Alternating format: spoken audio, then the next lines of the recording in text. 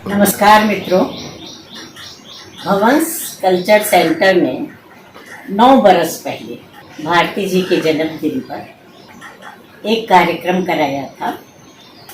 इस तरह के प्रोग्राम मैं जब से भारती जी स्वर्ग सिधारे तब से 10-20 बार ये प्रोग्राम इस तरह के करा चुकी हूँ, लेकिन जो याद इस कार्यक्रम की लोगों के मन में बस गई रह गई वो बहुत जल्दी से नहीं मिलती है। बड़ा आनंद आया था। तभी आयोजकों ने इस कार्यक्रम का नाम भी उनकी एक किताब के आधार पर, उनकी अंतिम किताब की सपना अभी भी, और कार्यक्रम को उन लोगों ने नाम दिया एक अतीन्द्रिय अनुभव। सचमुच ये कार्यक्रम एक अतीन्द्रिय अनुभव छोड़ जाता है।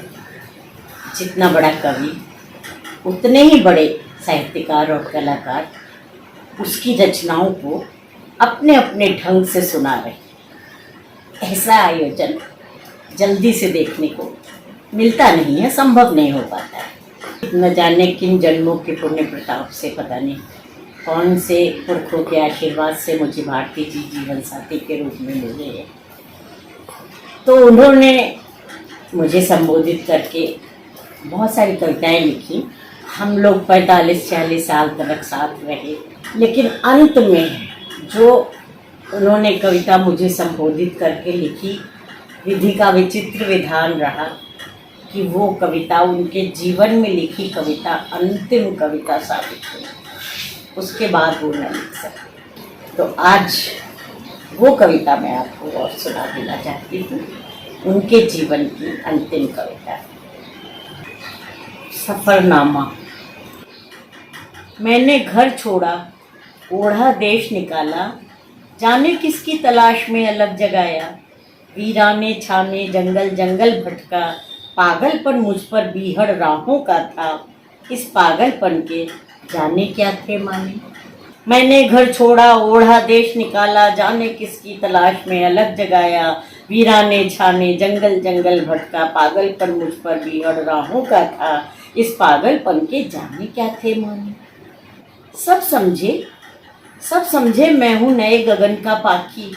सब समझे मैं कुछ नया ढूंढ कर लाया। सच तो ये है मैं आज बता दूँ सबको, मैं पंख पसार उड़ा जितनी दूरी तक, वो सारा क्षितिज तुम्हारी बाहों का था। मैं पंख पसार उड़ा जितनी दूरी तक, वो सारा क्षितिज तुम्हारी बाहों का था। इन होठों से जितना जो कुछ रस पाया, उसको ही अपना गीत बनाकर गाया। इन होठों से जितना जो कुछ रस पाया, उसको ही अपना गीत बनाकर लाया। अब शाम उतर आई है, पथ धुंधलाया, धीरे धीरे उदास अंधियारा छाया। अब शाम उतर आई है, पथ धुंधलाया, धीरे धीरे उदास अंधियारा छाया। राहें पगडंडी सब होती जाती गुम, राहें पगडंडी सब होती जाती गुम। अब मेरे और करीब चलो तुम, जिस मन की मधुराई तन की उजराई मुझको संभाल कर इस मुकाम तक लाई। वो कदम कदम करती उजियार चलेगी, ये यात्रा जन्म जन्म के पार चलेगी। ये यात्रा जन्म जन्म के पार चलेगी। जन्म जन्म के पार यात्रा तो चलेगी। बस संतोष यही है, जीवन भर इनको याद जरूर किया जाएगा। इनका शरीर भले ही पंचभूत में समा गया हो, लेकिन इनकी यशः काया हमेशा हमेशा बनी रहेगी, जीवित रहेगी। नमस्कार।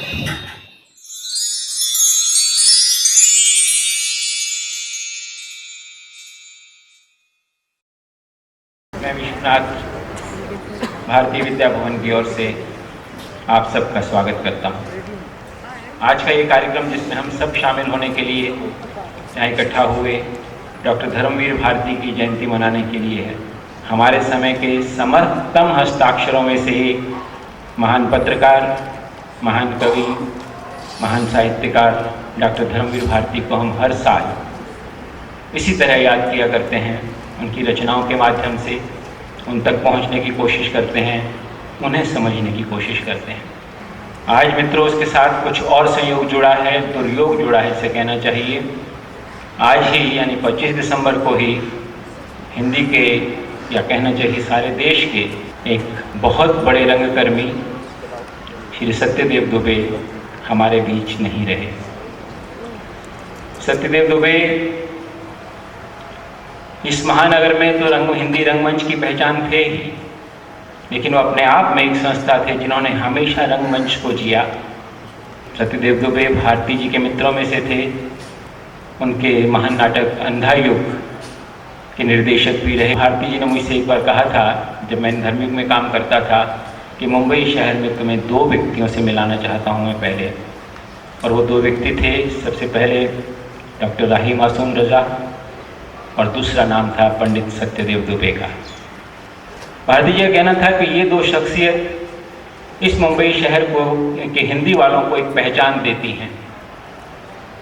उस पहचान में से एक चेहरा पहले चला गया था, दूसरा आज हमारे बीच नहीं है। हम आज इस कार्यक्रम को सत्यदेव दुबे की स्मृति को समर्पित करते हैं और मैं चाहता हूं कि हम 1 मिनट का मौन रख करके सब लोग अपने उस महान कलाकार को श्रद्धांजलि अर्पित करें।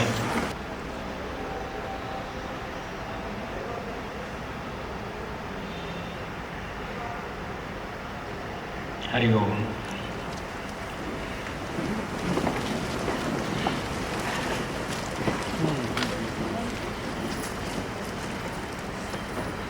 सत्यदेव दुबे की शख्सियत को, भारतीय जैसे के रिश्तों को समझने की एक खिड़की हमारे पास है।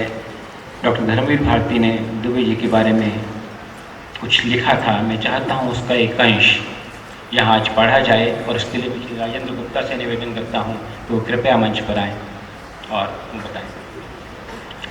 हिंदी भाषियों में रंगमंच का शौक न होने के कारण तो दुबे की उद्विग्नता स्वाभाविक है, पर इसे आप क्या कहेंगे कि एक बार दुबे जी द्वारा प्रस्तुत कोई नाटक अप्रत्याशित रूप से लोकप्रिय हो गया। एक के बाद एक लगभग 11 प्रदर्शन होते गए, हर एक में हॉल फुल और बेहद टिकट बिके। हम लोग समाचार सुनकर बेहद प्रसन्न, पर दुबे जी को बधाई देने का मौका आया तो दुबे जी मुंह लटकाए चिंता मग्न कुछ कुछ खींचे हुए। पूछने पर बोले, इतनी जान खपाओ, ऊपर से एक और मुसीबत, इतने टिकट बिके। 11 प्रदर्शन में थिएटर यूनिट के पास करीब 8,000 रुपए इकट्ठे हो गए। अब बताइए इतने रुपयों का हम करेंगे क्या? ऐसे रुपए का बोझ चढ़ता रहा तो संस्था तो निश्चित रूप में डूब जाएगी। अब तक संस्था पर उधार चढ़ा रहता था तो ठीक ठाक चलती रहती थी। दुबे जी की चिंताओं से क्या हम और आप पार पा सकते हैं?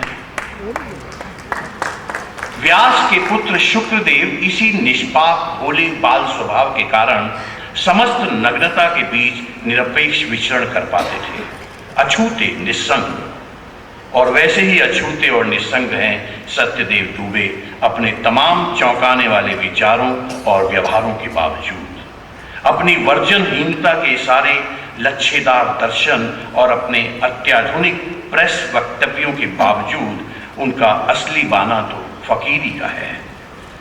अगर इस तमाम सम्मान, पुरस्कार और रिकॉग्निशन से वे थोड़े से उदास हो आए हों और चिंता में पड़ गए हों, तो इस सब का आखिर वे करेंगे क्या? तो आपको आश्चर्य नहीं होना चाहिए।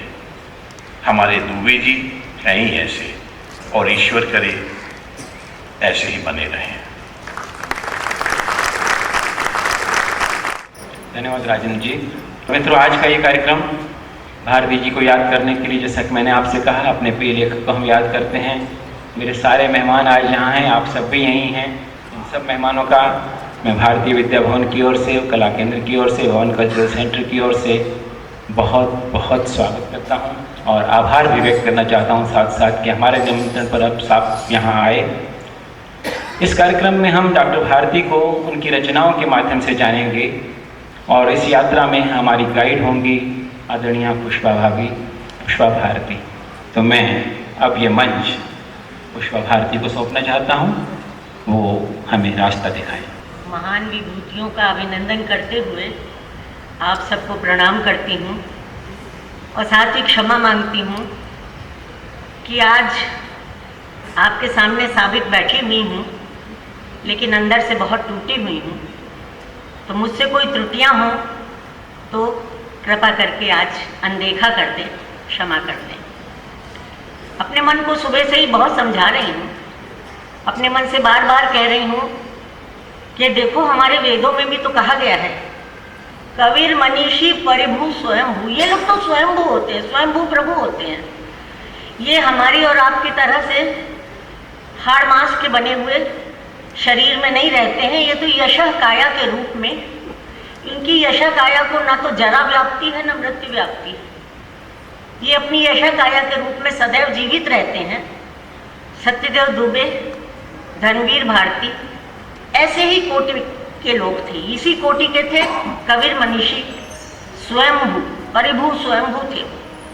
तो मैं क्यों चिंता कर रही हूँ? बहुत बड़ी विडंबना खेली सत्यदेव ने हमारे साथ। इतना प्यार करने वाला इंसान आज ही चला गया। होते तो मैं उनसे कहती जरूर, आज ही का दिन मिला था आपको जाने के लिए। उस पर भी मेरे बेटे शेखर ने सुबह सुबह मुझसे आज ये बात कही कि पुष्पा जी धीरज धर लीजिए, आप आज शाम को सबको कविताओं का कार्यक्रम रखा है, भारती जी की कविताएं सुनवाएंगी। सत्यदेव दुबे ने तो मित्र धर्म निभाया है। आज आप लोगों के इतने प्यारे मित्र थे और वो चले गए हैं कि ठीक है पुष्पा जी वहाँ सबको सुनवा रही हैं, कविताएं सुन रही हैं, सबको आनंद दिलवा रही हैं, मैं आ गया हूँ, आइए चलिए आपको अंधा युग सुनाता हूँ। आज आपको अकेला नहीं छोड़ता। ये भी मैं जानती हूँ कि अगर आज मैं कुछ अन्यथा लूंगी या कहीं बिखर जाऊंगी तो दुबे भैया ही मुझ पर चिल्लाएंगे, Pushpa ji show must go on. तो ये तो नाट्य धर्मी है, सब जानते हैं, आप सब भी जानते हैं, आप सब जानते हैं कि शो चलते रहना चाहिए। विश्वनाथ जी ने मेरे हाथ में सूत्र दे दिए हैं, ठीक है, मैं अपना कर्तव्य निभाऊंगी। बस पहले ही क्षमा मांग चुकी हूँ कि बीच बीच में मेरा गला जरूर सूखेगा, जबान जरूर सूखेगी, मुझे माफ कीजिएगा। मित्रों, आपके जो भारती जी थे, सब आप उन्हें बहुत अच्छी तरह जानते हैं, उनके बारे में तो मैं आपको क्या बताऊंगी।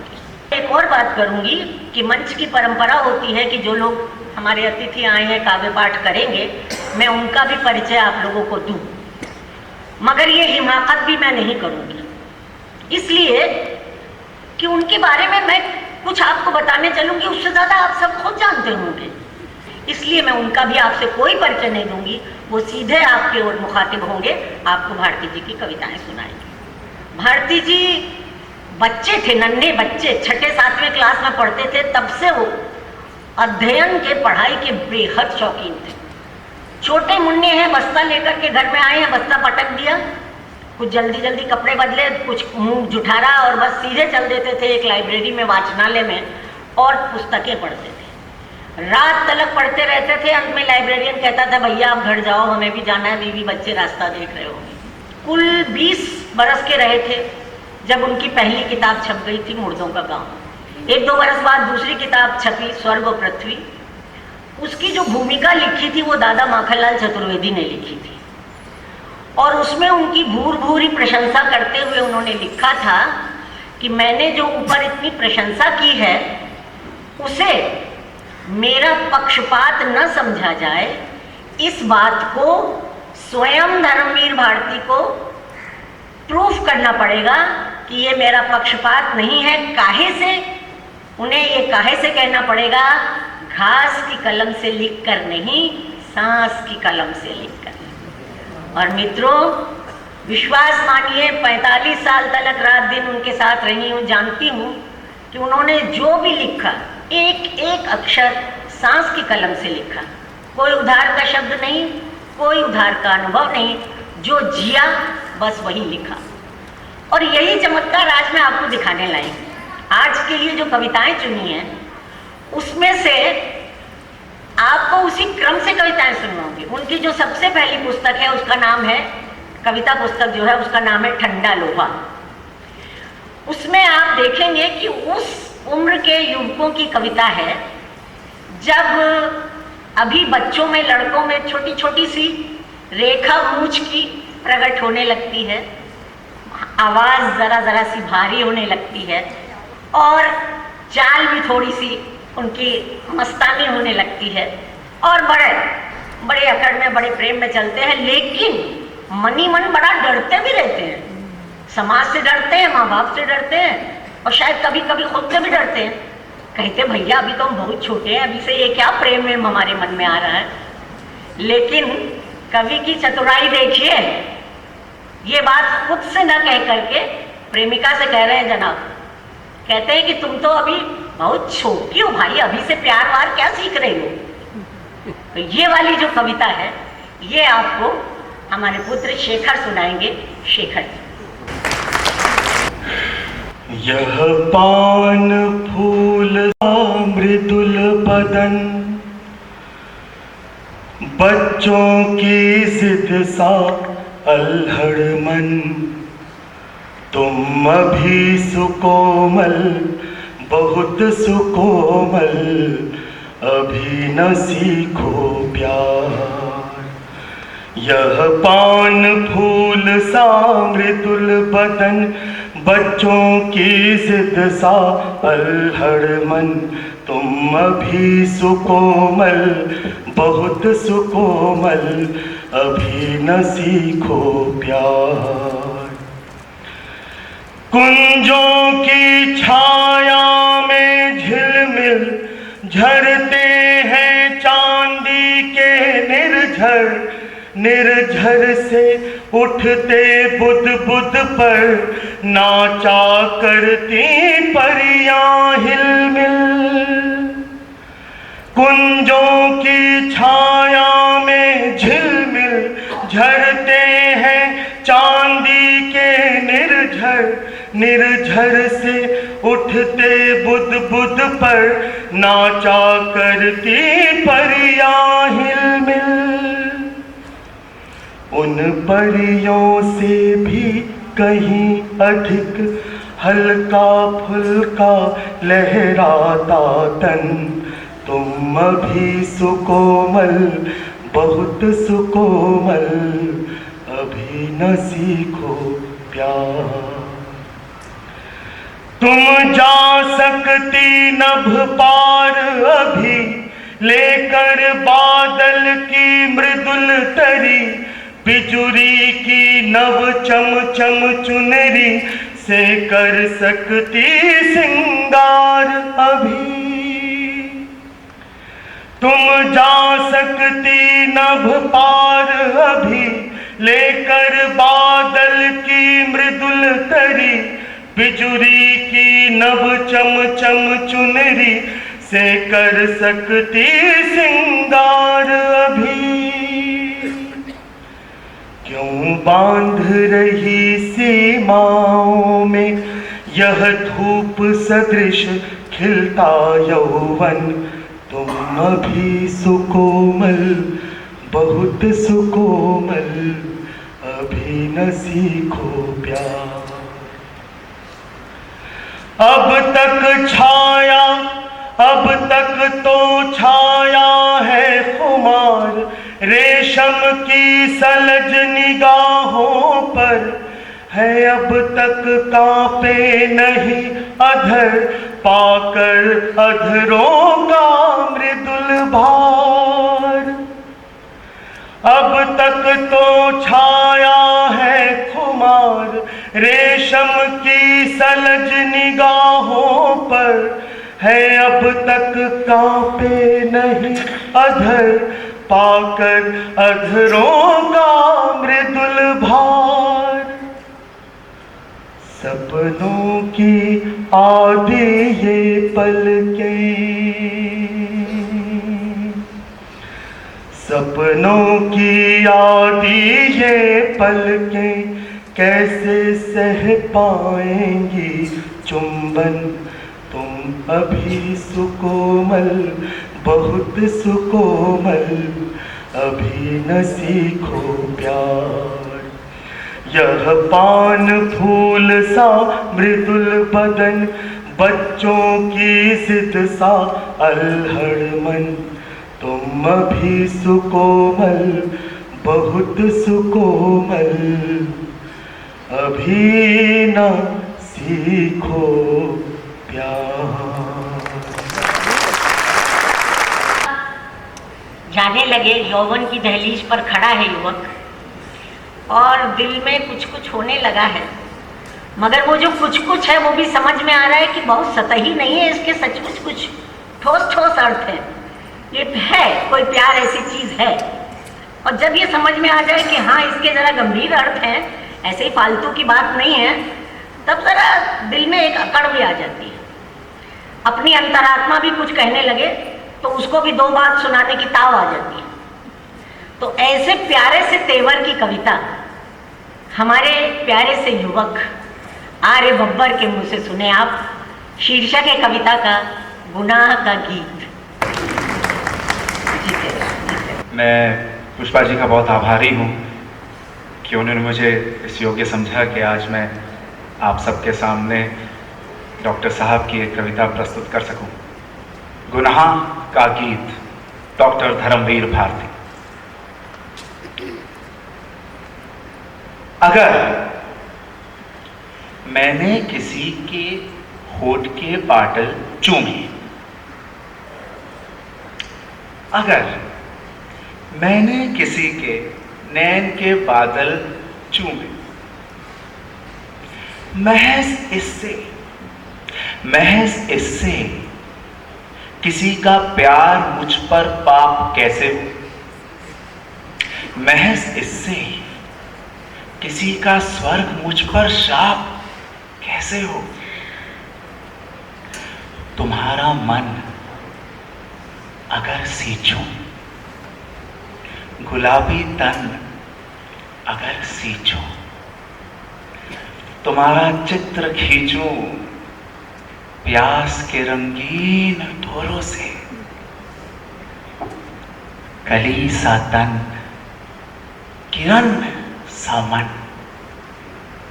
शिथिल सतरंगियां आंचल, उसी में खिल पड़े यदि फूल से, अगर होठ के कुछ पाटल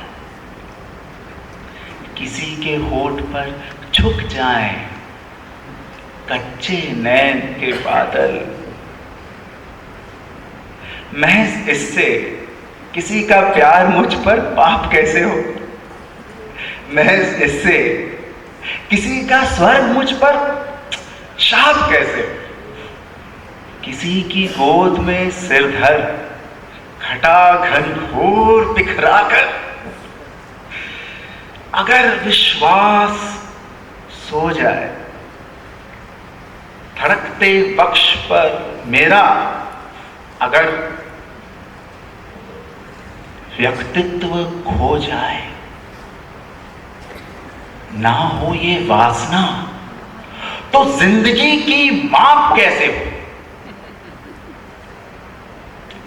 किसी के रूप का सम्मान मुझ पर पाप कैसे हो?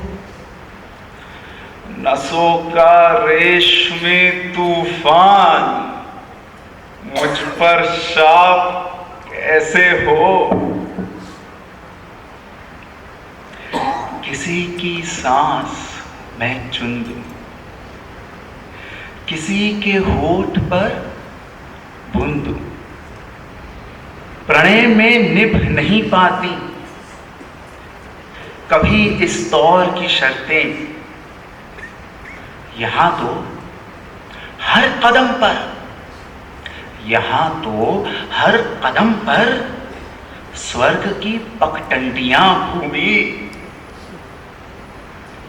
अगर मैंने किसी की मद भरी अंगड़ाइयां चूमी,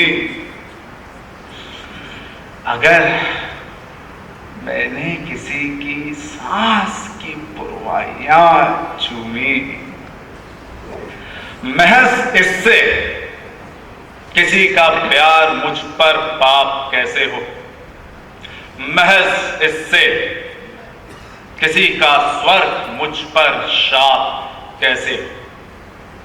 महज इससे किसी का प्यार मुझ पर शाप कैसे हो, महज इससे किसी का स्वर्ग मुझ पर शाप कैसे हो।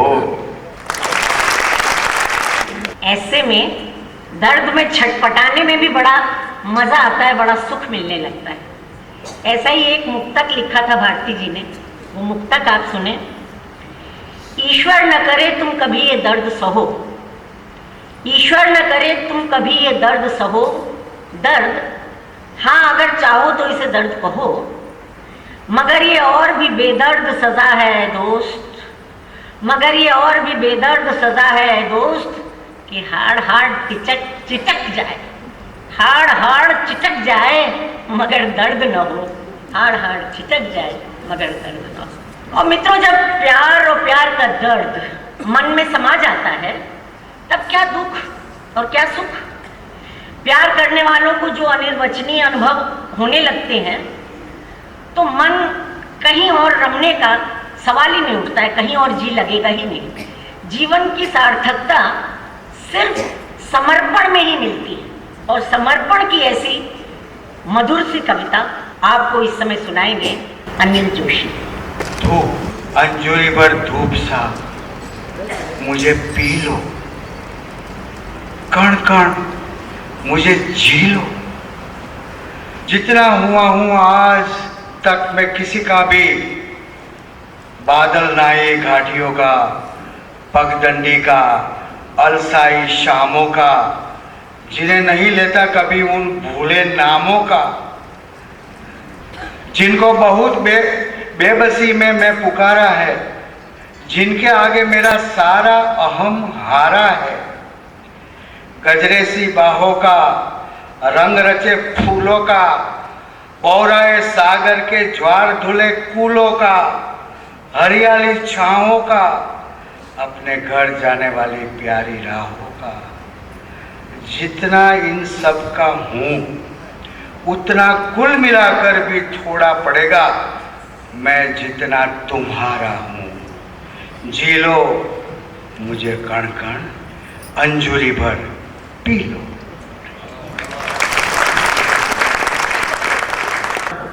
और दिल में बिल्कुल प्यार डुबा ले, तब देखिए लाजमी है कि फिर जीवन में शरीर का प्रवेश भी हो ही जाता है, शारीरिक प्रेम आ जाता है। सारी प्रकृति ऐसा लगने लगती है कि वो भी प्रेम में डूबी हुई है। लेकिन ऐसे में जो ढीठ चांदनी है वो भी ऐसा लगे कि बस मानवीय रूप धारण करके आ गई है, वो भी प्यार करने के लिए आ गई है। इस ढीठ चांदनी जो अपनी रूप ठगोरी करने लगती है, क्या करे कवि का मन उस ढीठ चांदनी पे, सिवाय इसके कि निसार हो जाए, बिखर जाए। तो ढीठ चांदनी की ये प्यारी सी कविता, छोटी सी कविता आप सुने फिर से शेखर से। आजकल तमाम रात चांदनी जगाती है, आजकल तमाम रात चांदनी जगाती है, आजकल तमाम रात चांदनी जगाती है, चांदनी जगाती है, आजकल तमाम रात चांदनी जगाती है, आजकल। मुंह पर दे दे छींटे अध खुले झरोखे से, अंदर आ जाती है दबे पांव धोखे से। मुंह पर दे दे छींटे अध खुले झरोखे से, अंदर आ जाती है दबे पांव धोखे से। माथा छू निंदिया उचटाती है, माथा छू निंदिया उचटाती है। बाहर ले जाती है घंटों बतियाती है, ठंडी ठंडी छत पर लिपट लिपट जाती है, बाहर ले जाती है, घंटों बतियाती है। ठंडी ठंडी छत पर लिपट लिपट जाती है, विह्वल मदमाती है, बावरिया बिना बात। आजकल तमाम रात चांदनी जगाती है, आजकल तमाम रात चांदनी जगाती है, आजकल।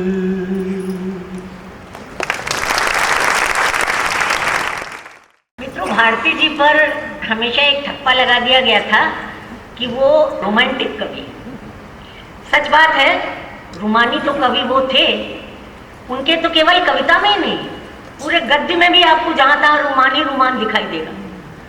लेकिन उनका रोमान कभी उश्रृंखल नहीं था, छिछला नहीं था, बहुत सुकुमारता थी उसमें, बहुत पावनता, बहुत पवित्रता। ऐसा भी देखिए जीवन में आता है, जब सब तरीके का प्यार जी लिया, जान लिया, तो जीवन में वो उम्र भी आती है जब एक दूसरे से बात करना या बातें बहुत देर तक गपियाना वाला लगा, छोड़ ही दीजिए, केवल पास बैठे रहें बस। उसका भी सुख जानते हैं, एक शब्द बोलने की जरूरत नहीं है, बस दोनों पास पास बैठे हैं। यह ऐसा गहरा और उदात्त प्रेम का जो रूप होता है, इस रूप को आपके सामने पेश करेंगे अनूप सोनी। सूरज में नहाए हुए नीले कमल सा ये चैत का नशीला दिन, सूरज में नहाए हुए नीले कमल सा ये चैत का नशीला दिन मैंने बिताया नहीं, केवल गुजार दिया। बेसुध तुम्हारे पास बैठे हुए रूखी तुम्हारी मुक्त वेणी को उंगली में बार बार प्यार से लिपटाकर अनबांधे छोड़ दिया। निंदियारी आंखों से बार बार देखने की कोशिश की, देखा नहीं। और लदी नाजुक टहनी सी देह की हल्की गरमाई को केवल महसूस किया, जाना नहीं। शाम हुई, केवल तुम्हारी रूप गंध में पगा मन टूट टूट रह रहे अलसाने लगा। मैंने कुछ नहीं किया, मैंने कुछ नहीं किया। धीमे से तुम्हारे माथे पर झुके रूखे हठीले एक कुंतल को होठों से सवार दिया। सुनो सुनो, सच बतलाना, क्या तुमको कभी भी किसी ने भी इतना उजला, कोमल, पारदर्शी प्यार दिया? चैत का एक दिन।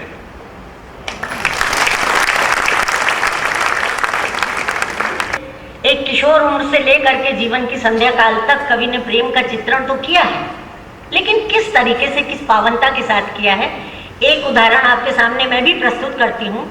मैंने तो कभी और किसी कविता में चुंबन का इतना पवित्र चित्र खींचते हुए देखा नहीं है। आप सुने, लिखते हैं, जब प्रेमिका द्वारा प्रेमी के माथे का चुंबन किया जा रहा है, लिखते हैं कि तप्त माथे पर नजर में बादलों को साध कर रख दिए तुमने सरल संगीत से निर्मित अधर। आरती की झिलमिलाती छांव में बांसुरी रखी हुई जो भागवत के पृष्ठ पर, बांसुरी रखी हुई जो भागवत के पृष्ठ। तो ऐसा प्रेम था भारती की कविता का। मित्रों, प्रेम का केवल एक ही रूप नहीं होता, स्त्री पुरुष का प्रेम। प्रेम के बड़े शेड्स होते हैं, बड़े प्रकार होते हैं, अनंत प्रकार में प्रेम को जिया जाता है। उनकी कालजयी कृति है कनुप्रिया। इस कनुप्रिया में प्रेम के आपको जितने रूप दिखाई देंगे, राधा ने कृष्ण के प्रति अपने प्रेम को जिस जिस रूप में महसूस किया, उस प्रेम की बात आप यहाँ पर राधा के दो छाया रूप, जया बच्चन और इला अरुण, राधा के इन दो रूपों से राधा के प्रेम की बात सुनिए। जय। तुम मेरे कौन हो कनु? मैं तो आज तक नहीं जान पाई। बार बार मुझसे मेरे मन ने आग्रह से, विस्मय से, तन्मयता से पूछा है, ये कनु तेरा कौन है, बूझ तो। बार बार मुझसे मेरी सखियों ने व्यंग से, कटाक्ष से, कुटिल संकेत से पूछा है, कनु तेरा कौन है री, बोलती क्यों नहीं। बार बार मुझसे मेरे गुरुजनों ने कठोरता से, अप्रसन्नता से, रोष से पूछा है, ये कान्हा आखिर तेरा है कौन। मैं तो आज तक कुछ नहीं बता पाई। तुम मेरे सचमुच कौन हो कन्नू? अक्सर जब तुमने माला गूंथने के लिए कटीले झाड़ों में चढ़ चढ़ कर मेरे लिए श्वेत रत्नारी करौंदे तोड़कर मेरे आंचल में डाल दिए हैं, तो मैंने अत्यंत सहज प्रीति से गर्दन झटकाकर वेणी झुलाते हुए कहा है, कन्नू ही मेरा एकमात्र अंतरंग सखा है। अक्सर जब तुमने दावाग्नि में सुलगती डालियों, टूटते वृक्षों, हहराती हुई लपटों और घुटते हुए धुएं के बीच निरुपाय असहाय बावली सी भटकती हुई मुझे साहस पूर्वक अपने दोनों हाथों में फूल की थाली से सहेज कर उठा लिया और लपटे चीर कर बाहर ले आए, तो मैंने आदर, आभार और प्रगाढ़ स्नेह से भरे भरे स्वर में कहा है, कान्हा मेरा रक्षक है, मेरा बंधु है, सहोदर। अक्सर जब तुमने वंशी बजाकर मुझे बुलाया है और मैं मोहित मृगी सी भागती चली आई हूँ और तुमने मुझे अपनी बाहों में कस लिया है, तो मैंने डूब कर कहा है, कन्नू मेरा लक्ष्य है, मेरा आराध्य, मेरा गंतव्य। पर जब तुमने दृष्टता से अक्सर सखी के सामने मुझे बुरी तरह छेड़ा है, तो मैंने खींचकर आंखों में आंसू भरकर शब्दे खा खा कर सखी से कहा है, कान्हा मेरा कोई नहीं है, कोई नहीं है, मैं कसम खाकर कहती हूँ, मेरा कोई नहीं है। पर दूसरे ही क्षण जब घनघोर बादल उमड़ आए हैं और बिजली तड़कने लगी है और घनी वर्षा होने लगी है और सारे वनपथ धुंधला कर छिप गए हैं, तो मैंने अपने आंचल में तुम्हें दुबका लिया है, तुम्हें सहारा दे देकर अपनी बाहों में घेर गांव की सीमा तक तुम्हें ले आई हूँ। और सच सच बताऊं तुझे कनु सांवरे कि उस समय मैं बिल्कुल भूल गई हूँ कि मैं कितनी छोटी हूँ और तुम वही कान्हा हो जो सारे वृंदावन को जल प्रलय से बचाने की सामर्थ्य रखते हो। और मुझे केवल यही लगा है कि तुम छोटे से शिशु हो, असहाय, वर्षा में भीग भीग कर मेरे आंचल में दुबके हुए। और जब मैंने सखियों को बताया कि गांव की सीमा पर चितवन की छांव में खड़े होकर ममता से मैंने अपने वक्ष में उस छोने का ठंडा माथा दुबकाकर अपने आंचल में उसके घने घुंघराले बाल पोंछ दिए, तो मेरे उस सहज उद्गार पर सखियां क्यों कुटिलता से मुस्काने लगी, ये मैं आज तक नहीं समझ पाई। लेकिन जब तुम्ही ने बंद तेज से प्रदीप्त होकर इंद्र को ललकारा है, काली की खोज में विशैली यमुना को मथ डाला है, तो मुझे अकस्मात लगा है कि मेरे अंग अंग से ज्योति फूटी पड़ रही है। तुम्हारी शक्ति तो मैं, तुम्हारा संबल, तुम्हारी योग माया इस निखिल पारावार में ही पर्याप्त हूँ, विराट, सीमाहीन, अदम्य, दुर्दांत। किंतु दूसरे ही क्षण जब तुमने बेतस लता कुंज में गहराती हुई गोधुली बेला में आम के बौर के चूर चूर कर धीमे से अपनी चुटकी से भरकर मेरे सीमंत पर बिखेर दिया, तो मैं हतप्रभ हो गई। मुझे लगा कि इस निखिल पारावार में शक्ति सी, ज्योति सी, गति सी फैली हुई मैं अकस्मात से मटाई हूँ, सीमा में बंध गई हूँ। ऐसा क्यों चाहा तुमने कहना? पर जब मुझे चेत हुआ तो मैंने पाया कि हाय सीमा कैसी, मैं तो वो हूं जिसे दिग्वधु कहते हैं, कालवधु। समय और दिशाओं की सीमाहीन पगडंडियों पर अनंत काल से अनंत दिशाओं में तुम्हारे साथ साथ चलती चली आ रही हूँ, चलती चली जाऊंगी। इस यात्रा का आदि ना तो तुम्हें स्मरण है न मुझे, और अंत तो इस यात्रा का है ही नहीं मेरे सही यात्री। और तुम इतने निठुर हो और इतने आतुर कि तुमने चाहा कि मैं इसी जन्म में, इसी थोड़ी सी अवधि में जन्म जन्मांतर की समस्त यात्राएं फिर से दोहरा दूं। और इसीलिए संबंधों की इस घुमावदार पगडंडी पर, क्षण क्षण पर तुम्हारे साथ मुझे इतने आकस्मिक मोड़ लेने पड़े हैं कि मैं बिल्कुल भूल ही गई हूँ कि मैं अब कहाँ हूँ और तुम मेरे कौन हो। और इस निराधार भूमि पर चारों ओर से पूछे जाते हुए प्रश्नों की बौछार से घबराकर मैंने बार बार तुम्हें शब्दों के फूल पाश में जकड़ना चाहा है। सखा, बंधु, आराध्य, शिशु, दिव्य, सहचर और अपने को नई व्याख्याएं देनी चाहिए। सखी, साधिका, बांधवी, माँ, वधु, सहचरी और मैं बार बार नए नए रूपों में उमड़ उमड़ कर तुम्हारे दर तक आई और तुमने हर बार अथाह समुद्र की भांति मुझे धारण कर लिया, विलीन कर लिया, फिर भी अकुल बने रहे मेरे सांवले समुद्र। मेरे सांवले समुद्र, तुम आखिर हो मेरे कौन?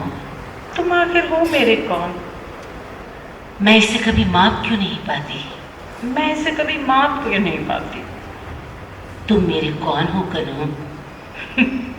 मैं तो आज तक नहीं जान पाई। कनू? प्रिया,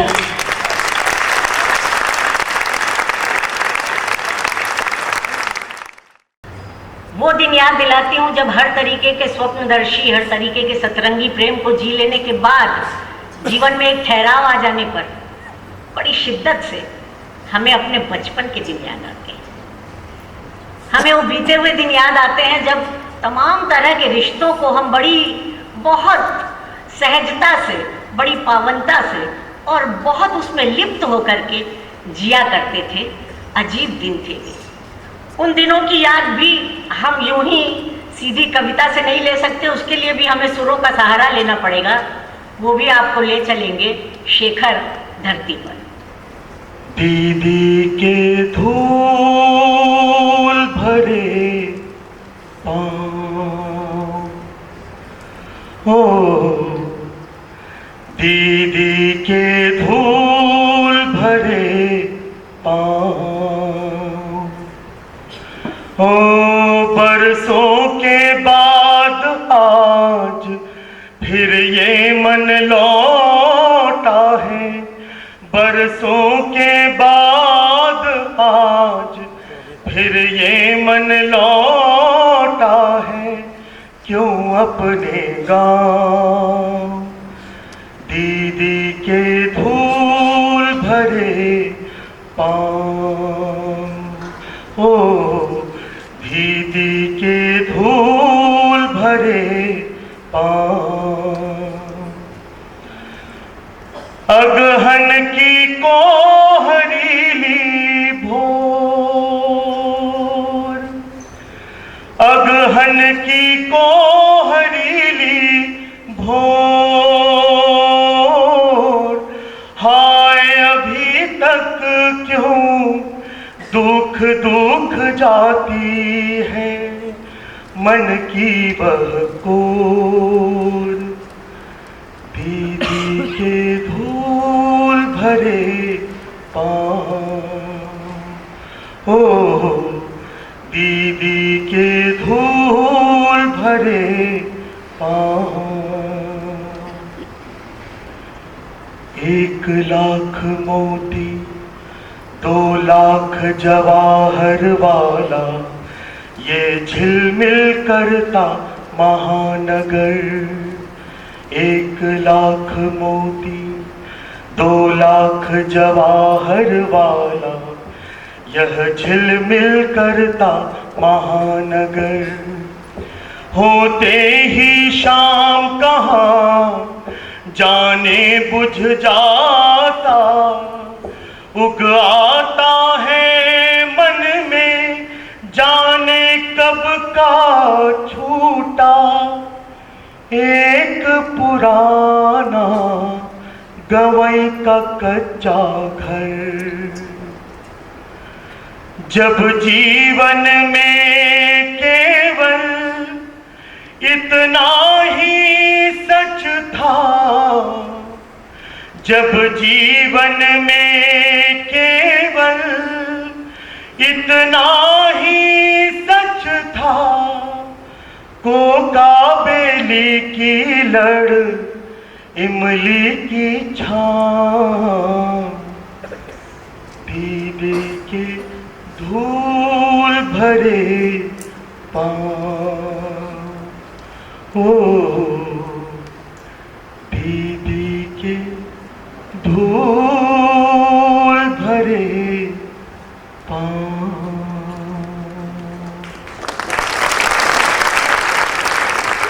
देखिए, भारती जी की कविता यात्रा की शुरुआत हमने किशोर मन के कच्चे प्यार से की और प्रौढ़ मन के ये पके प्यार तक आ गए। एक पड़ाव पूरा करने के बाद अब देखिए कवि के इस रूप को, जो बड़ा बेखौफ, निडर और बड़ा बहादुर था। वे केवल स्वप्नजीवी नहीं थे, बड़े जुझारू भी थे। बहुत पुरानी बात नहीं है, आप सबको याद होगा बांग्लादेश का जब युद्ध हुआ तब और अन्य पत्रकारों की तरह भारती जी केवल सीमा पर जाकर के और युद्ध के समाचार बटोर करके और युद्ध की रिपोर्टिंग नहीं करते। वो भारतीय सेना के साथ मूव किए हैं युद्ध के मैदान में। कर्नल नागरा और ब्रिगेडियर क्लेर, उनसे उनकी बड़ी दोस्ती हो गई थी और उनके साथ साथ जिस तरीके से सेना मूव कर रही थी, साथ ही साथ भारती जी भी युद्ध के मैदान में जा रहे थे और वहाँ जो अपना आंखों देखा हाल देखा उसे अपने धर्मियों के पाठकों को दिया था। सोच नहीं सकते आप कि ये कितनी कठिन यात्रा रही होगी। एक आदमी, वैसे तो वो जन्म से ही छोटे थे, बचपन से ही उनको बहुत ज्यादा शौक था इस वाली बात का कि हमें अपने प्राण देश के लिए देने। डेढ़ हड्डी के पत्ते दुबले थे, लेकिन गांधी जी की पुकार पर वो अपनी पढ़ाई छोड़ करके और देश के आजादी की लड़ाई में पहुंच गए थे। लेकिन इस तरह युद्ध के अंदर जाना एक लेखक के लिए, एक कलमजीवी के लिए, और तोप और गोलियों का सामना करना, आप अंदाज सिर्फ लगाइए क्या हो सकता है। एक छोटा सा उदाहरण आपको देती हूँ। युद्ध शुरू हो गया था, जमालपुर गिराने की बात थी कि अब जमालपुर गिरेगा, इसके लिए लड़ाई की जानी थी। और ये हुआ, उसमें ये हम लोग यहाँ तक आ तो गए हैं। अब जमालपुर पर जो हमें युद्ध करना है तो ब्रह्मपुत्र नदी के दूसरे पार पाकिस्तान की सेना है और इस पार हमको जाकर के अपना मोर्चा साध लेना है। वो मोर्चा साधने के लिए जब ये लोग तैयारी के लिए कर्नल नागरा और ब्रिगेडियर क्लेर जाने लगे कि वो जगह ढूंढ के आए जहाँ से हम लोगों को हमला करना होगा, तो ये कहने लगे चलो हम भी साथ चलते हैं। अरे तुम कहाँ जाओगे, वहाँ खतरा है। नहीं नहीं चलिए ना।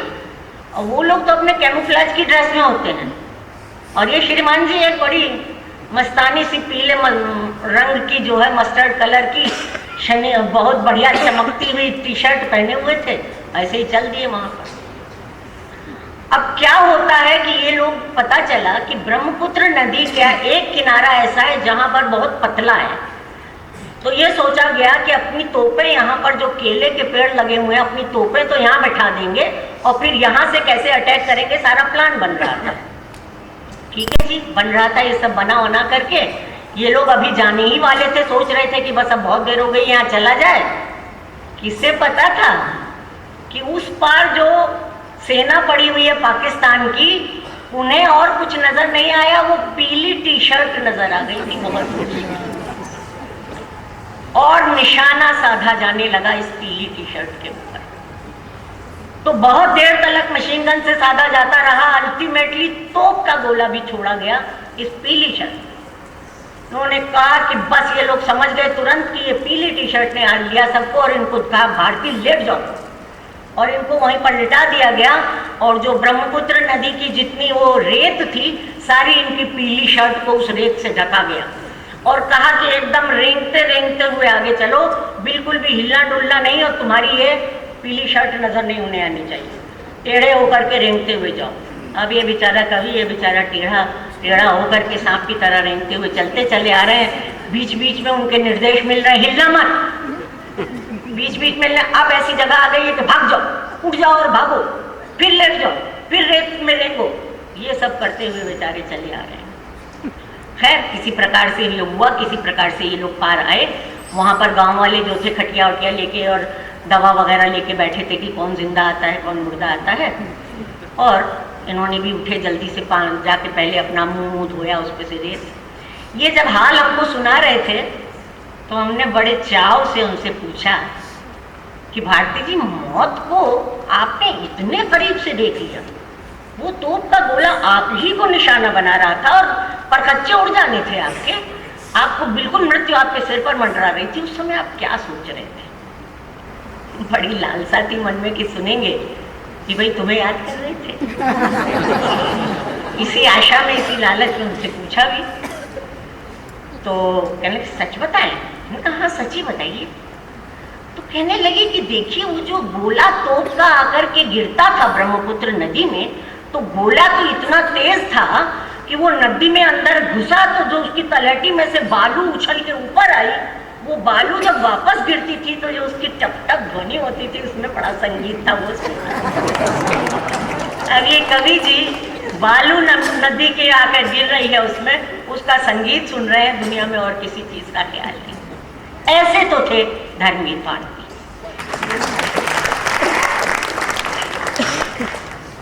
खैर ये सब बातें तो अगर मैं आपको बताऊंगी तो बहुत ज्यादा हो जाएंगी, लेकिन ये जरूर बता देना चाहती हूँ कि आज़ादी की लड़ाई के लिए उन्होंने बचपन से आज़ादी की लड़ाई में हिस्सा लिया था, लड़े थे अपने तरीके से, जैसा हो सकता था किए थे।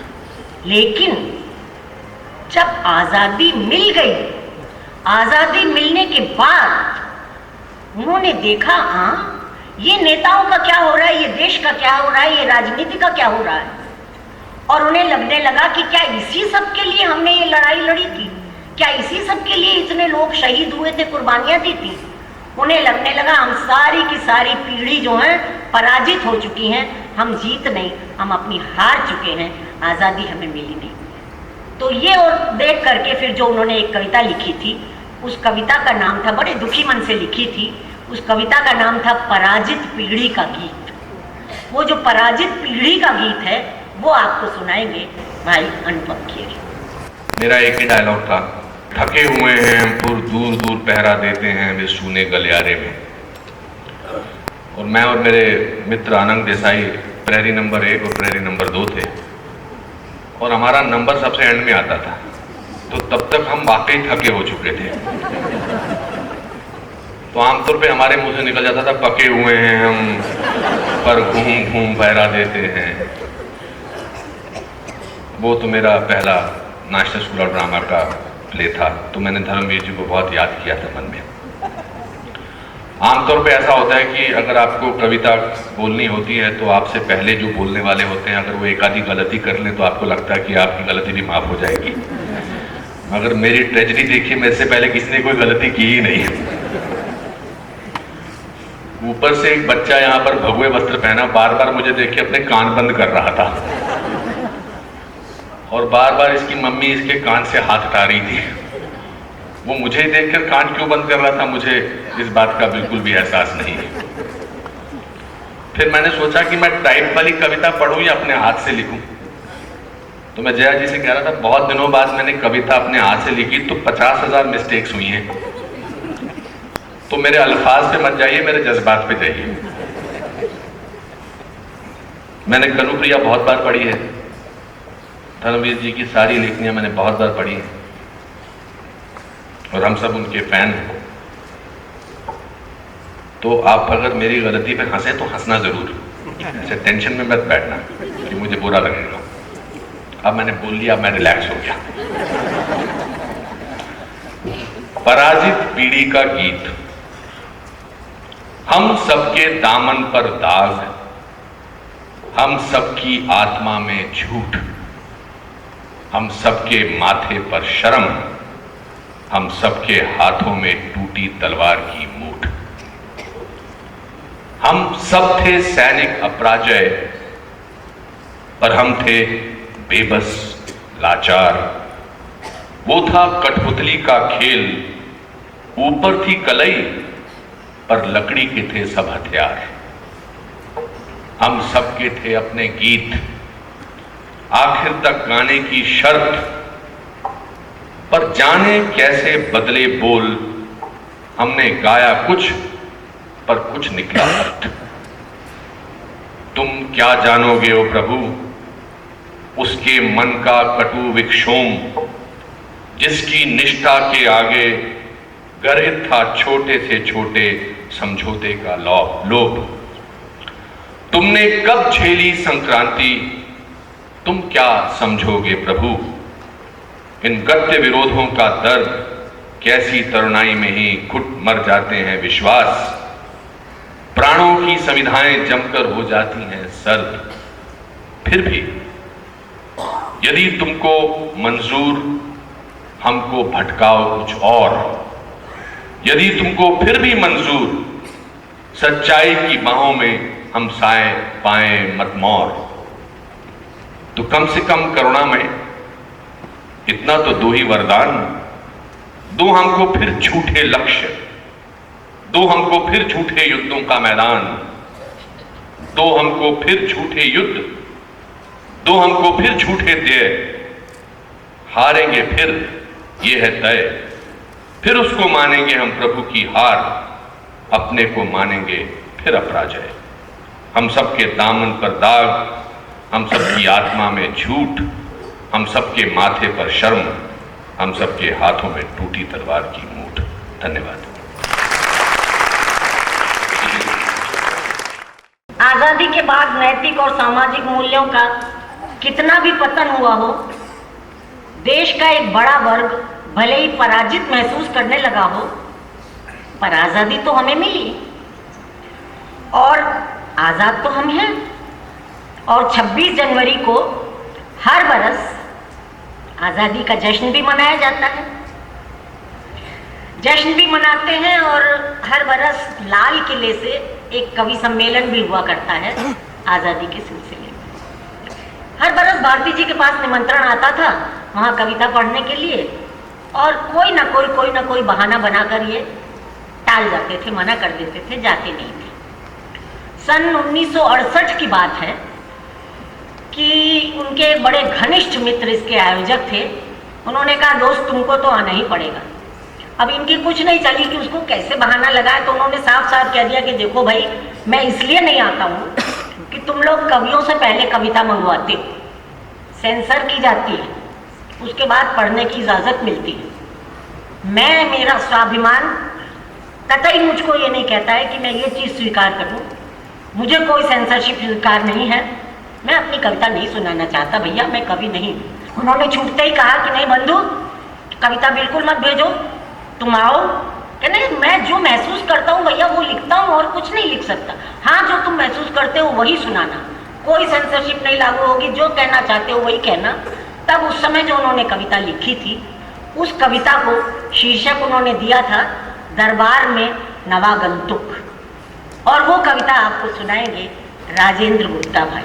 मुबारक मुबारक हजार सद हजार बार ये जश्न, ये जुलूस, ये झंडियां, ये बंधनवार।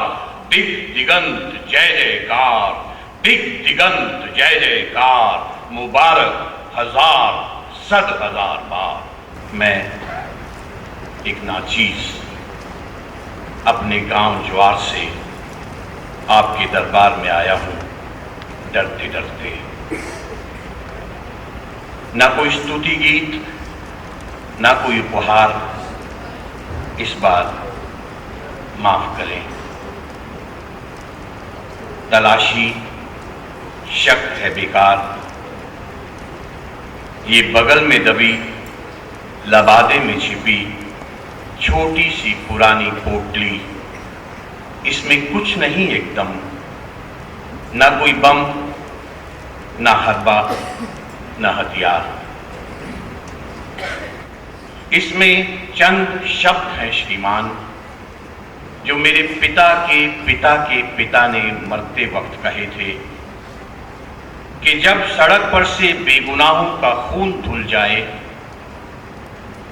कि जब सड़क पर से बेगुनाहों का खून धुल जाए, गजर बजे, जंजीरें टूटे और राह खुल जाए, तब इसे खोलना, तब इसे खोलना और खुलकर पूरी आवाज में बोलना।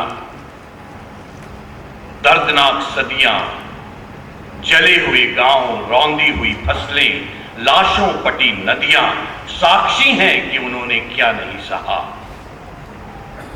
पर इन शब्दों के अलावा कोई उधार का सत्य उन्होंने नहीं कहा, नहीं कहा। इसके लिए पीढ़ी दर पीढ़ी बगावत होती रही जालिमों के खिलाफ। एक बात है साफ कि इस जर्जर पोटली का एक एक शब्द कोहनूर है मेरे लिए, लेकिन शायद इन शब्दों की मुक्ति का दिन अभी दूर है। मैं बेअदब नहीं हूं, नदसिर हूं मैं बेअदब नहीं, नदसिर हूं मैं। जानता हूं सर्व फलदायक है आपका दान, फिर हर पुकार पर छिपने की कोशिश क्यों करता हूं। बेअदब नदसिर हूं, बेअदब नहीं हूं मैं, नदसिर हूं मैं। जानता हूं सर्व फलदायक है आपका दान, फिर हर पुकार पर छिपने की कोशिश क्यों करता हूं। शक है बेकार, डरता हूं कि कहीं हाथ फैलाने में हाथ से न छूट जाए वो जो सचमुच मेरे लिए है मूल्यवान। मरते वक्त कह गए थे वे कि जो भी सहना, पर जिसे सच समझो तुम केवल वही और केवल वही कहना। इसलिए ये थाती मुझे खामोश सहने दें, जलसे से अलग चुपचाप खड़ा रहने दें। आपको कमी क्या है, आप सर्वशक्तिमान। आपको कमी क्या है, आप सर्वशक्तिमान। देखता हूं द्वारे पर करता है जयगान, कितना बड़ा जुलूस, यद्यपि नहीं उसकी अपनी कोई जबान। बोलते हैं बेजबान, चलते हैं बिना पांव, चमत्कार चमत्कार चमत्कार। फिर ख्याल आता है अकेले में, शायद बेकार की हो मेरी ही उदासी। फिर ख्याल आता है मेले में कि शायद बेकार की हो मेरी ही उदासी। क्या नहीं है मेले में, फूलों के रथ, घोड़ों की टापे, नाचते बनवासी, मुग्ध जनसाधारण, विद्वान मंडल विभोर, यही भाव सभी ओर। जनता कितनी खुश है, जनता अब राजा है। क्या शान शौकत है, क्या बैंड बाजा है। मुबारक मुबारक हजार सद हजार बार, ये जश्न ये जुलूस, झंडियां बंधनवार, दिग दिगंत जय जयकार। मुबारक मुबारक हजार सद हजार बार।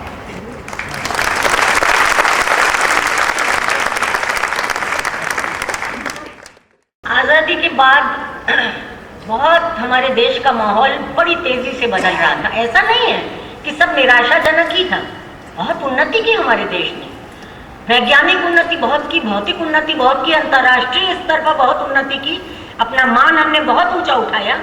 लेकिन ये भी जरूर था कि हमारे जो अपने भारतीय संस्कार थे, सामाजिक मूल्य थे, वो धीरे धीरे हमारे हाथों से फिसलते जा रहे थे। ऐसे में क्या हुआ कि जो लोग देश की लड़ाई के लिए लड़ना चाह रहे थे, आज़ादी के लिए, उन्होंने ये देख लिया कि अब जो राजनीति जो कुछ कर रही है उसमें तो हम कुछ दखल नहीं रख सकते हैं, लेकिन अपनी ऊर्जा को हम दूसरी तरीके से किसी काम में लाएंगे। तो भारती जी ने सब कुछ छोड़ छाड़ करके अपने धर्मयुग के पाठकों की रुचि को सुरुचि बनाना, देश के प्रति उनके मन में बराबर निरंतर प्रेम जगाए रखना, उनको सजग बनाए रखना, सांस्कृतिक स्तर पर प्रबुद्ध बनाए रखना, इस सब प्रयत्न में वो रात और दिन लगे रहते थे। उन्होंने सोचा अब मैं इसी प्रकार से देश की सेवा कर सकता हूँ और किसी प्रकार से और किसी काबिल में नहीं हूँ। वो अपने काम में लगे थे। एक दिन सुबह अखबार देख रहे थे यहीं, और सुबह के अखबार में उन्होंने देखा कि सर पर तौलिया लपेटे लड़खड़ाते हुए जयप्रकाश नारायण और पुलिस की तनी हुई लाठी। ऐसा राजनीति का रूप देखकर एकदम भारती जी ये तानाशाही देखकर बिलबिला उठे। जयप्रकाश ने भ्रष्टाचार के खिलाफ पटना में रैली निकाली थी जवानों के साथ और यहाँ पुलिस उनको मार रही थी। वो जो लाठी सिर पर चलते हुए अखबार में जो देखी है चित्र, उसके बाद भारती जी एकदम रो पड़े। मैंने उन्हें कभी बड़ी से बड़ी स्थिति में रोते नहीं देखा था। बहुत कठोर अपना मन अंदर से कर लेते थे, कोल ओढ़ लेते थे, लेकिन उस समय वो रो पड़े। ना किसी चीज में मन लगे, ना खाने में, ना पीने में, कुछ बात करने में, कुछ नहीं। 2-3 दिन तक सिर्फ टहलते रहे, कुछ नहीं लिखा जाए। फिर अंत में उन्होंने एक दिन मैंने देखा कि ये बड़े नॉर्मल से महसूस हुए, तो जाके कमरे में देखा तो पाया एक कविता उन्होंने लिख दी थी। उस कविता का शीर्षक था मुनादी। वो कविता उस समय इतनी प्रसिद्ध हुई थी, अभी भी आप जाएंगे पटना में कभी जाएं तो देखेंगे कि वहाँ पर एक चौराहे पर जयप्रकाश नारायण की मूर्ति लगी है। वो मूर्ति जिन पत्थरों पर खड़ी है उन पत्थरों पर ये मुनादी कविता जो है वो खुदी हुई है।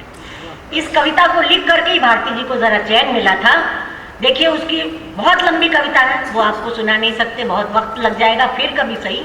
चंद शुरुआती लाइनें आपको सुनाती हूँ।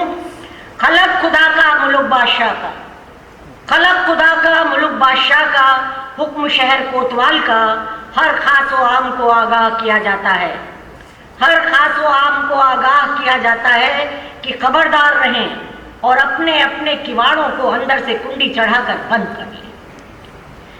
गिरा ले खिड़कियों के पर्दे और बच्चों को बाहर सड़क पर न भेजें, क्योंकि एक 72 बरस का बूढ़ा आदमी अपनी कांपती कमजोर आवाज में सड़कों पर सच बोलता हुआ निकल पड़ा। बड़ी लंबी कविता है, तो फिर कभी सही। अब बाद में ये तो जेपी के साथ हुआ, थोड़े दिनों के बाद देश में इमरजेंसी लग गई। तब तो भारती जी और भी तड़प उठे। अब तो कुछ कर भी नहीं सकते हैं, कुछ लिखना, कुछ कहना, ये सारी चीजों पर, सब कुछ पर पाबंदी है, कुछ नहीं किया जा सकता। तब जो उनकी छटपटाहट और बेचैनी थी वो बिल्कुल मेरे से भी सहन नहीं होती थी देख करके कि जितने परेशान थे, परेशानी में आकर लिखते थे, लिख के अपने मन का बोझ हल्का कर लेते थे। लेकिन एक बार ऐसा स्टेटमेंट जब आया अखबार में अपने विनोबा भावे जी का, जिनको राजनीतिक संत कहा करते थे, उनका एक स्टेटमेंट आया कि आप इमरजेंसी को इमरजेंसी के रूप में न लें, इसे ये समझिए कि ये अनुशासन पर्व है, देश को अनुशासित किए जाने का त्योहार है। इस पर वो बहुत तिल मिलाए इस स्टेटमेंट पर, और लिखना चाहा तो लिखने के लिए जो उनका अपना स्टाइल था उसमें बिल्कुल नहीं लिख सकते थे। उन्होंने व्यंग का सहारा लिया। उन्होंने किस तरह व्यंग का सहारा लेकर अपने मन की छटपटाहट दूर की, उसको आज आप अभी सुनिए विष्णु शर्मा की आवाज। विष्णु जी। भारती जी से जो मेरी मुलाकात हुई थी वो एक आलोचक के रूप में हुई थी, और जब मैं उनसे मिला था तो उन्होंने बताया था कि आलोचक में और समालोचक में क्या अंतर होता है। मैं जब उनसे मिला था तो तब तक लोगों ने कहना शुरू कर दिया था कि तुम्हारी आवाज़ बड़ी अच्छी है। तो मैं जब उनसे मिला तो नमस्ते भी मैंने बड़े बेस में की, नमस्ते सर, कुछ ऐसा बना के। हंसे बेचारे थोड़ा सा, बोले बैठ जाइए। थोड़ी देर बातचीत हुई और कहा कि आप पंजाबी हैं। तो इसका भी मुझे बड़ा गुमान था कि मैं बड़ी शुद्ध हिंदी बोलता हूँ और उर्दू भी अच्छी बोल लेता हूँ। मैंने कहा नहीं साहब, मैं तो उत्तर प्रदेश में जन्मा हूँ, शिकोहाबाद में। बोले नहीं, आप पंजाब से आके वहां बसे होंगे। मेरे लिए ये बहुत नई बात थी और मैंने कहा आपने कैसे जाना? आप देखिए कि कितने ध्यान से भारती जी सुना करते थे लोगों को। उन्होंने कहा कि तुमने जी हां की जगह हां जी बोला। अब आप देखिए ये जो अंतर है, ये बहुत जो समझते हैं भाषा को और उसके प्रयोग को, तो वो लेखक थे, पत्रकार थे, लेकिन साउंड का इतना ज्ञान होगा, भाषा का इतना ज्ञान होगा, मतलब भाषा विज्ञान का, वो मैंने उस दिन जाना कि एक छोटी सी बात उन्होंने पकड़ी। मैं उनकी कविता आपको सुनाता हूं। तरेरी हुई भौहें, तने हुए सीने, कसी हुई मुट्ठियां कहां गई? भीख मांगते हाथ, झुकी हुई आंखें, खुशामदी अदा, कटी हुई पाखें, अदृश्य कड़ियों को कंगन की तरह खनकाते हुए, बेड़ियों को पैजनी की तरह छनकाते हुए ये कौन ठुमक ठुमक कर नाच रहे हैं? ये कौन सिले हुए होठों से अविराम अभिनंदन बांच रहे हैं? ये कैसा अजीब त्योहार है मेरे मालिक। मैं इसमें कहां हूं? तो क्या शब्दकोश से मिटा दिया गया एक गैर जरूरी शब्द स्वतंत्रता? एक तकलीफ देह शब्द जो खामखा याद दिलाता था नीला फैला आकाश, खुली खिड़की, आजाद तैरते बादल, पाखी की चहक, झूलती डाली, पहाड़ी नदी, उन्मुक्त चंचल बच्चे, घर लौटते निश्चिंत बतियाते लोग, अब सहमे हुए लोग बतियाते नहीं। बांध दी गई हैं झूमती शाखें, कसी हुई मुट्ठियां, दरेरी हुई आंखें, रातों रात बदल गई अपने आप। हवाओं में सिसकता हुआ रूंधे गलों का भयभीत जय जयकार, ऐ मेरे परवरदिगार। पर अपनी इस आत्मा नाम की चीज का मैं क्या करूं? क्या करूं इस एक एक शब्द का जिस पर अमिट है तुम्हारे हाथों की हल्दी की छाप? ये कैसा अजीब त्योहार है मेरे मालिक। मैं इसमें कहां हूं? आला रे आला, आला रे आला, रद्दी कागज, शीशी बोतल वाला, आपके घर में जो भी बेकार का सामान हो, सपने हो, सच्चाई हो, आत्मा हो, ईमान हो, मत शर्माइए, बेहिचक लाइए, हम उसे तोड़कर वाजिब मोल देंगे, आपके लिए समृद्धि का द्वार खोल देंगे। ओहो, आप समझते हैं कि आप बहुत बड़े हैं, ईमान में, बुद्धि में, रंग में, रूप में। जनाब, वहां मार्केट की सीढ़ियों पर धूप में बड़े बड़े बिकाऊ लोग खड़े हैं। वहां मार्केट की सीढ़ियों पर धूप में बड़े बड़े बिकाऊ लोग खड़े हैं, गिरती हुई कीमतों की पर्चियां लगाए, क्रांति की डलियां में समर्पण सजाए, चले आ रहे हैं एक से एक समझदार सरे बाजार। ऐ मेरे परवरदिगार, पर इस आत्मा नाम की चीज का क्या करूं? क्या इसे थाल में रख कर पेश करता रहूं, बेकसूर मार खाए बच्चों की तरह? आखिर कब तक डरता रहूं?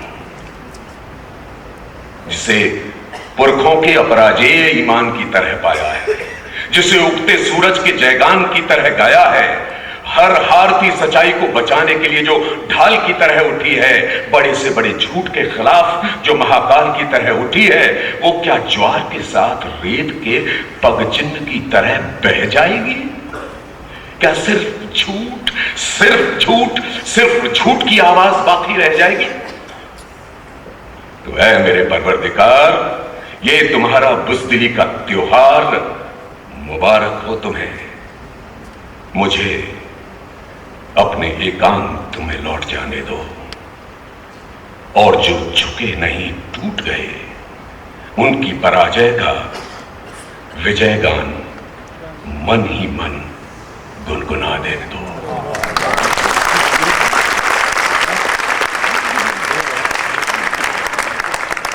खैर, इमरजेंसी भी हटी, तख्त भी पलटे, राजनीति में तमाम तरह की उठापटक चली, तब्दीलियां होती रहीं, पर इसमें भी कोई शक नहीं है कि अराजकता का दौर अभी तक खत्म नहीं हुआ। भ्रष्टाचार और स्वार्थ हमारे देश का चरित्र खोखला कर रहा है। विश्व में हमारी एक अलग ही पहचान देने वाले हमारे भारतीय मूल्य हमारे हाथों से फिसलते जा रहे हैं। पर मित्रों, हमारे देश का इतिहास गवाह है। हम उस देश के वासी हैं जो हार कभी नहीं मानते। हूण हो, तुर्क हो, मुगल हो, अंग्रेज हो, तमामों आक्रमण हमारे ऊपर हुए, उन्होंने हमको चूर चूर कर डाला, लेकिन हम परेशान हुए, दुखी हुए, टूटे, लेकिन हर बार हम फिर उठ खड़े हुए उसी शान शौकत से। तो हमारी जो मनीषा है, हमारे जो कवि हैं, हमारा जो साहित्यकार है, उसने कभी आशा नहीं छोड़ी। भारती जी भी ऐसे ही थे, जो लड़ाई में विश्वास रखते थे, हारने में नहीं, पराजय में नहीं। उन्होंने भी इस बात की आशा कभी नहीं छोड़ी थी कि ये देश फिर से अपनी पूरी गरिमा को पाएगा, क्योंकि वो आदमी खुद भीतर से कैसा था। ये सिर्फ मैं आपके उस एक मुक्तक में आपको बता देती हूँ जो उन्होंने लिखा था।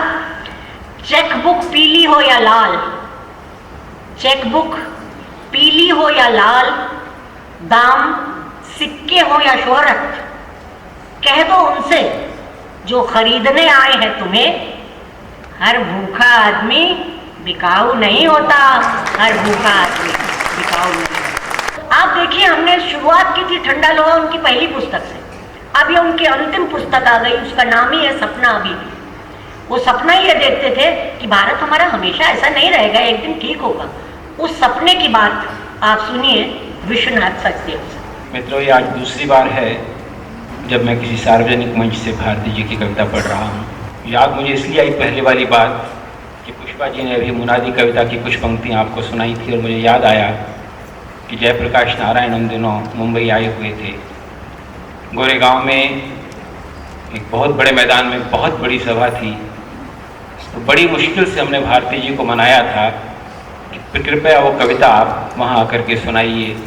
भारती जी तैयार भी हो गए, लेकिन जब वहाँ पहुँचे तो कहते हैं नहीं विश्वनाथ, हम इतनी भीड़ में कविता नहीं सुना पाएंगे, ख़ास तौर पर ये कविता तो नहीं सुना पाएंगे। और तब चूँकि हम घोषणा कर चुके थे कि मुनादी सुनाई जाएगी, तो भारती जी ने मुझसे आदेश दिया मुझे एक तरह से कि तुम ये कविता पढ़ो। और मैंने वो पढ़ी वो कविता। आज मुझे फिर मौका मिल रहा है भारती जी की कविता पढ़ने का, जो उनकी शायद आखिरी कविताओं में से एक है। ये उनके देहांत के बाद सपना अभी भी पुस्तक में छपी थी, जैसा पुष्पा जी ने बताया, और उसी पुस्तक से हमने आज के इस कार्यक्रम का नाम लिया है सपना अभी भी। कविता है क्योंकि सपना है अभी भी, क्योंकि सपना है अभी भी, इसलिए तलवार टूटी अश्व घायल, कोहरे डूबी दिशाएं, कौन दुश्मन कौन अपने लोग, सब कुछ धुंध धूमिल। क्योंकि इसलिए तलवार टूटी अश्व घायल, कोहरे डूबी दिशाएं, कौन दुश्मन कौन अपने लोग, सब कुछ धुंध धूमिल, किंतु कायम युद्ध का संकल्प अपना है अभी भी, किंतु कायम युद्ध का संकल्प अपना है अभी भी, क्योंकि है सपना अभी भी। तोड़कर चतुर्दिक का छलावा, तोड़कर चतुर्दिक का छलावा, जब कि घर छोड़ा गली छोड़ी नगर छोड़ा, कुछ नहीं था पास बस इसके अलावा, कुछ नहीं था पास बस इसके अलावा, विदा बेला यही सपना भाल पर तुमने तिलक की तरह आंका था। तोड़कर अपने चतुर्दिक का छलावा, जबकि घर छोड़ा गली छोड़ी नगर छोड़ा, कुछ नहीं था पास बस के इसके अलावा, विदा बेला यही सपना भाल पर तुमने तिलक की तरह आंका था। एक युग के बाद अब तुमको कहाँ वो याद होगा, एक युग के बाद तुमको अब कहाँ वो याद होगा, किंतु मुझको तो इसी के लिए जीना और लड़ना है, धधकती आग में तपना अभी भी, क्योंकि है सपना अभी भी। तुम नहीं हो मैं अकेला हूं मगर ये तुम ही हो जो, तुम नहीं हो मैं अकेला हूं मगर ये तुम ही हो जो, टूटती तलवार की झंकार में या भीड़ की जयकार में या मौत के सुनसान हाहाकार में फिर गूंज जाती हो, और मुझको ढाल छूटे कवच टूटे हुए मुझको, ये तुम ही हो जो कि टूटती तलवार की झंकार में या भीड़ की जयकार में या मौत के सुनसान हाहाकार में फिर गूंज जाती हो, और मुझको ढाल छूटे कवच टूटे हुए मुझको फिर तड़प कर याद आता है कि सब कुछ खो गया है, दिशाएं पहचान कुंडल कवच, लेकिन शेष हूं मैं युद्धरत में तुम्हारा, मैं तुम्हारा अपना अभी भी। इसलिए तलवार टूटी, अश्व घायल, कोहरे डूबी दिशाएं, कौन दुश्मन कौन अपने लोग, सब कुछ धुंध धूमिल, किंतु कायम युद्ध का संकल्प है अपना अभी भी, क्योंकि है सपना अभी भी, क्योंकि है सपना अभी भी, क्योंकि जो विश्वनाथ जी ने शुरू में कहा था कि हम एक भारती जी के काव्य संसार की छोटी सी यात्रा पर निकलेंगे, तो आपने छोटी छोटी झलकियाँ देख ली उनकी कविताओं की। ऐसे ही स्वप्न, ऐसी आशाएं, ऐसी आस्थाएं लेकर ही हमारा चाहे साहित्यकार हो, कोई भी कलाकार हो, वो सृजन तभी कर पाते हैं जब ऐसे स्वप्न देखें, ऐसी आस्थाएं मन में रखें। लेकिन मैं सोचती हूँ कि जब तक भारती जी की एक और कालजयी कृति अंधा युग की झलक भी आप न देखें, उसकी चर्चा भी न हो, तब तक ये काव्य यात्रा पूरी नहीं होती, अंतिम पड़ाव नहीं आता।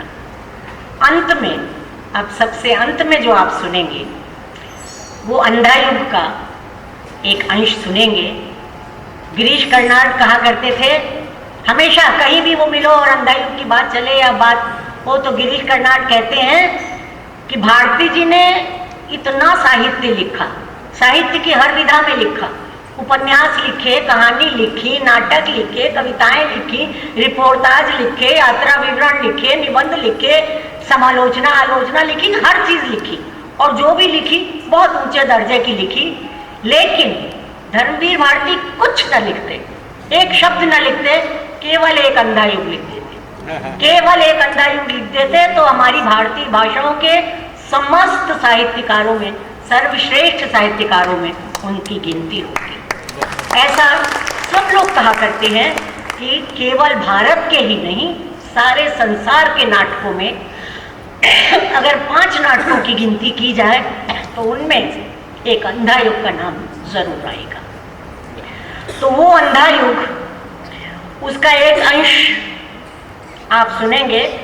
जब दुर्योधन की मृत्यु हो चुकी है, गांधारी को जब ये पता चलता है, तब किस प्रकार से गांधारी कृष्ण को श्राप देती हैं और कृष्ण उस श्राप को स्वीकार कर लेते हैं।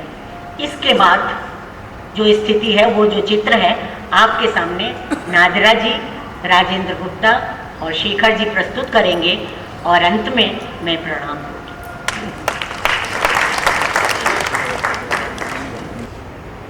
तो वो बड़ा है कंकाल मेरे पुत्र का, किया है ये सब कुछ कृष्ण, तुमने किया है ये। सुनो, आज तुम भी सुनो। मैं तपस्विनी गांधारी अपने सारे जीवन के पुण्यों का बल लेकर, अपने सारे पिछले जन्मों के पुण्यों का बल लेकर कहती हूं, कृष्ण सुनो, तुम यदि चाहते तो रुक सकता था युद्ध ये। मैंने प्रसव नहीं किया था कंकाल, वो इंगित पर तुम्हारे ही भीम ने अधर्म किया। क्यों नहीं तुमने वो श्राप दिया भीम को जो तुमने दिया निरपराध अश्वत्थामा को? तुमने किया है प्रभुता का दुरुपयोग। सुनो कृष्ण,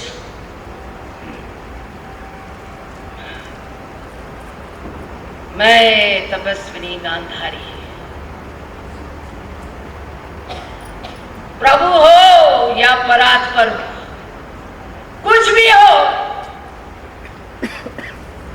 सारा तुम्हारा वंश इसी तरह पागल कुत्तों की तरह एक दूसरे को परस्पर फाड़ खाएगा।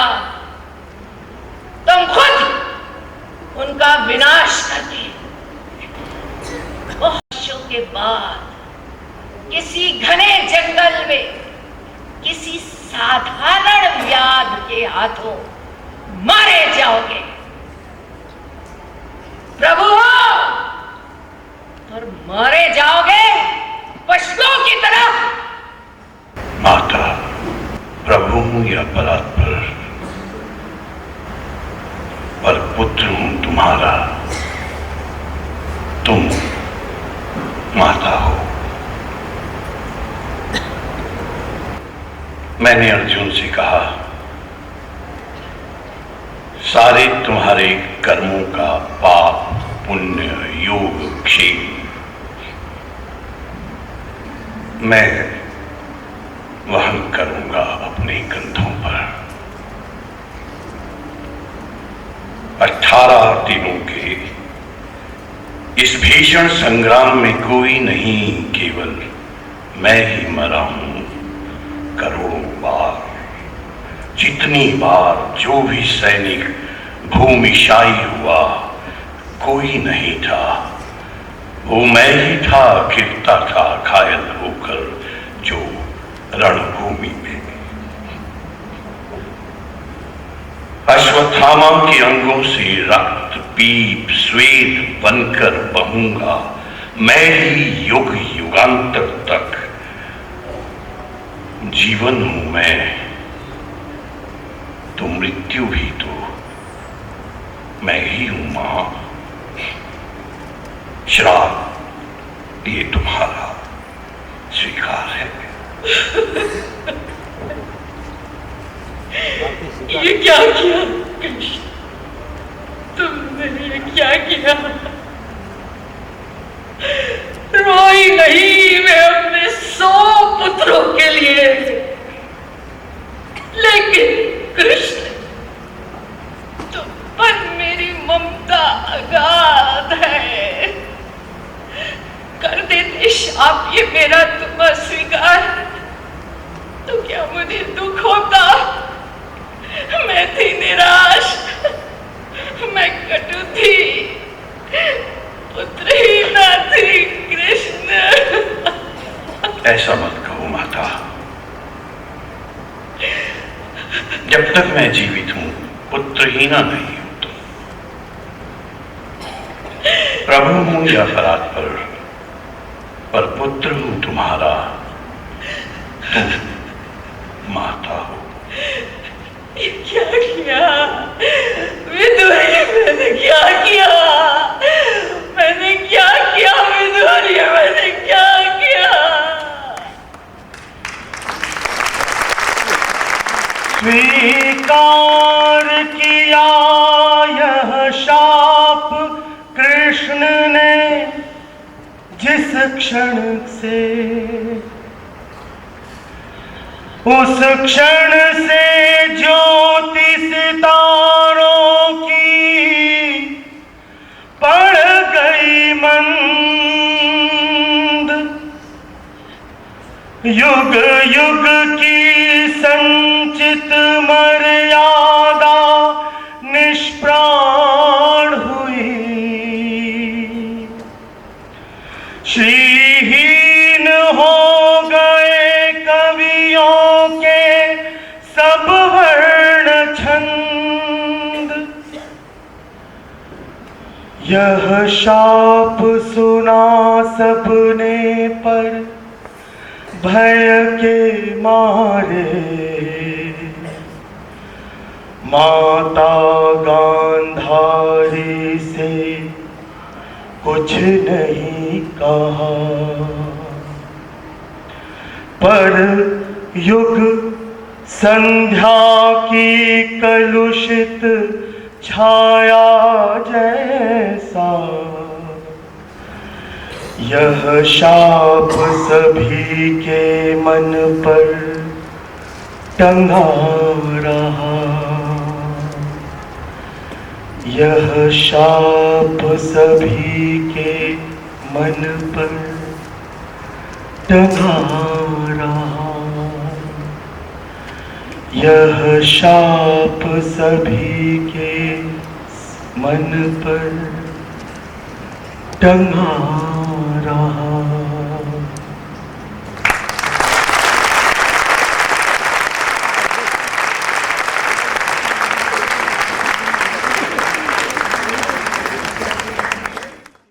शाप के साथ हम आज का ये कार्यक्रम तो यहाँ समाप्त करते हैं, लेकिन उससे पहले कुछ महत्वपूर्ण बात होनी है।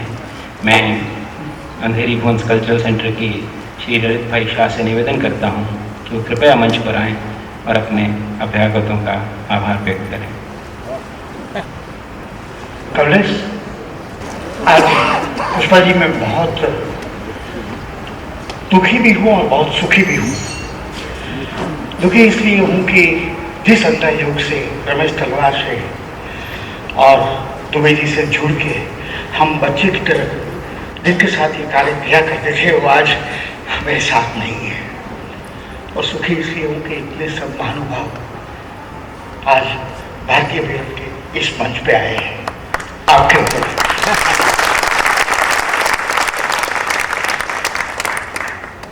हम भारतीय विद्या भवन की ओर से हमेशा ये चाहते हैं, जो हमारे मुंशी जी ने हमें सिखाया है कि हमारे कल्चर को, हमारे संस्कृति को बढ़ावा दिया जाए। और इससे अच्छा कौन सा काम हम कर सकते हैं कि जो अपनी संस्कृति को आगे बढ़ाने के लिए, कविता सुनने के लिए हम इतने सब एक साथ जमा हो सके। आप सर्व महानुभावों का मैं तहे दिल से शुक्रिया अदा करता हूं और आप सबको भी यहाँ आने के लिए बहुत बहुत धन्यवाद देता हूँ। इन सारे मेहमानों का तो हम आभार व्यक्त करते ही हैं कि हमारे निमंत्रण पर सबके सब अपने व्यस्त समय निकाल करके यहाँ पहुँचे हैं। हम आप सबके भी आभारी हैं। विधिवत आभार प्रकट करेंगे श्री अनिल जोशी, भारतीय विद्या भवन के सलाहकार। अनिल जोशी आइए। भारती जी की कविता का एक अनुभव है, मैं सबका आभारी हूँ। इतने सब सम्माननीय व्यक्ति यहाँ उपस्थित हुए हैं। कविता का साथ कैसा होता है? एक अमेरिकन पोएट कहता है, I do not invite you to my home because it is small, I will invite you to my loneliness because it is vast. मैं भारतीय विद्या भवन के ललित भाई का, कमलेश जी का, राणे जी का, राजू का, विश्वनाथ जी का और सब का आभारी हूँ जिन्होंने ये कार्यक्रम को इतने कम समय में एक शानदार रूप दिया। और विश्वनाथ और सत्यदेव जी के साथ में ये भी बात दोहराना चाहता हूँ कि सत्यदेव दुबे आज हमारे बीच में नहीं रहे, लेकिन 2 साल पहले भारतीय विद्या भवन ने सत्यदेव दुबे जी का एक बड़ा सम्मान किया था यही जगह पर। और आज इनकी स्मृति नहीं है, लेकिन आप सबकी उपस्थिति ने फिर से शब्द को जिंदा कर दिया, फिर से अंधाई को जिंदा कर दिया।